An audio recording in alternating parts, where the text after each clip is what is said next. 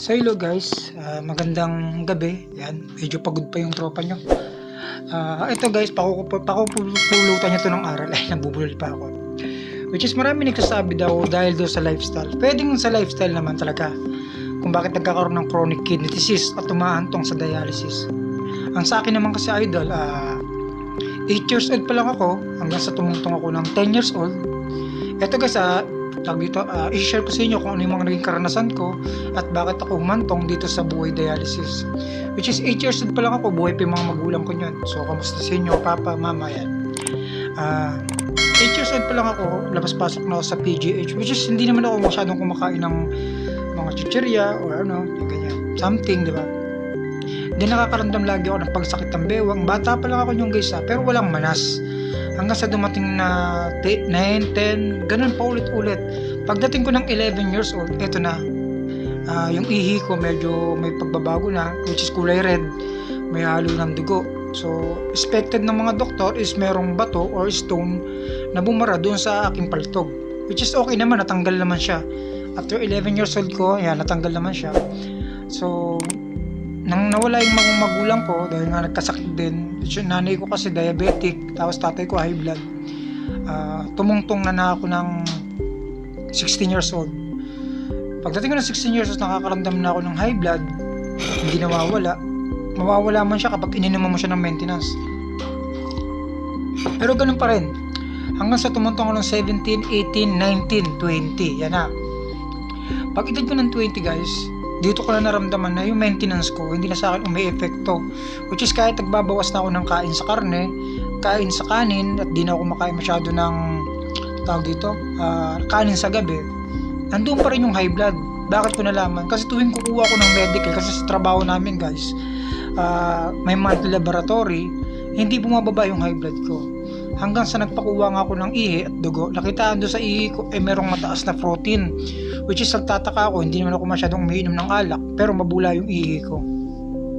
Pag edad ko ng 21, ayun na guys, so nakakaramdam na ako ng pagsusuka, nahihilo, pero binaliwala ako kasi nga nakapokus ako sa pagtatrabaho dahil buhay pamilyado na ako. Hanggang sa pag-edad ko po ng 23, ayan na, diyan na pumutok guys. Diyan ko na nararamdaman yung talagang parang iba yung, parang nagsusuka ako na, alam mo yun, iba-iba, hindi na ako makatulog ng maayos, which is nakakatulog naman ako unti-unti, hindi na nakakatulog, pabalik-balik ako lang, binabaliwala ko lang siya kasi nga nakapokus sa trabaho. Hanggang sa dumating pa yung ilang taon, hindi ko na mamalayang guys, kasi wala lang, yung mga doktor dati hindi naman nila pinapaliwanag kung hindi ka magtatanong kung bakit mataas yung protein sa ihi mo, kung ano yung creatinine, kung ano yung potassium, hindi nila pinapaliwanag yan. Basta pagkabigay ng medical result mo, yung doktor na kukuha ng ano mo, sila na magano nyo kung aaksa pa sa trabaho. So yun, hanggang sa naging paulit-ulit, hanggang sa ang ginawa ko nila para matanggap sa trabaho dahil nga may nag-aaral sa akin is dinadaya ko na lang yung medical ko. So may pagkakamali, pero hindi ako mabisyo yung mga araw guys .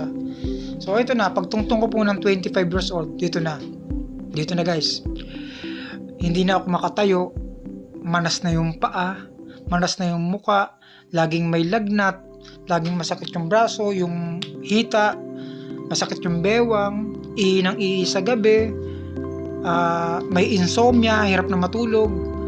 So nung nagpa-check up ako, nagpa-laboratory ako, lumabas dun sa laboratory ko na ang creatinine ko guys nasa 700 na, which is wala pa talaga akong idea kung anong creatinine. Yung pala sobrang delikado na, kasi ang normal creatinine talaga nasa 75-50, pero yung sa akin umabot na po ng 700. So sabi ng doktor na tumingin sa akin, kailangan daw i-dialysis na ng maaga pa para maagapan, which is nga ito naman chewing ko pati tita ko, takot nga kasi nga daw maraming ang nawawala or nadededo sa dialysis.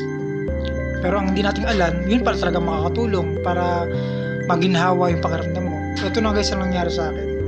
So hindi ako nagpa-dialysis sa loob ng kalahating buwan. Yung mga nararamdaman ko, grabe guys, nag-a-hallucinate na ako, as in kung ano-ano na nakikita ko, may liwanag ako nakikita, may mga bata akong tumatakbo na hindi nila nakikita, kinakausap ko yung aso, gumagalaw yung pader namin, may mga sumusunod sa akin anino, may mga bumubulong. So yun na pala is sintomas ng mataas na creatinine, which is hindi talaga. Sunod-sunod na yun, halos hirap na akong huminga, hindi na. So ito na, doon na ako tinakbo guys. Ayun na, emergency na. So ambulansya na yung tinawag nila. Yung creatinine ko guys, grabe. Alam mo kung paano? Umabot lang naman ng 2,000. So napakadelikado. Which is talagang wasak na yung kidney. As in talagang chronic na. So napakahirap kasi yung expected mo na babawiin mo na lang sana sa pag-inom ng maraming tubig. Kabaliktaran guys. Ito sana maging aware kayo guys. Napakahirap kasi kung kailan gusto mong uminom ng maraming tubig, bawal na kaming lumagpas sa 1 litro, bawal na kaming uminom ng 1.5, bawal na lumagpas sa isang araw sa 1 litro. Bakit? Kasi magkakaroon ng tubig yung baga namin. Napakahirap. Ngayon, itong buhay ko guys, binago ng dialysis. Ngayon, ako lang sa bahay. Yung mga anak ko, nandun na sa nanay nila. Hiwalay na rin po ako sa asawa. Bakit? Wala na kasi akong pakinabang. Ganon kahirap. Ngayon, doon ko napagtanto yung mga payo sa akin ng kapatid ko, payo ng kaibigan ko. Hindi habang buhay malakas ka, hindi habang buhay nandyan sila.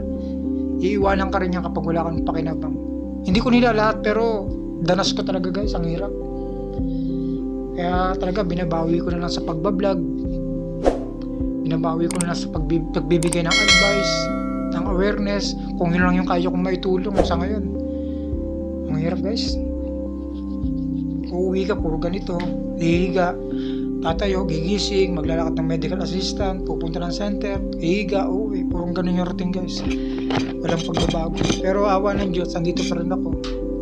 Sa tagal ko na nagda-dialysis, halos iba kong kaibigan, wala na.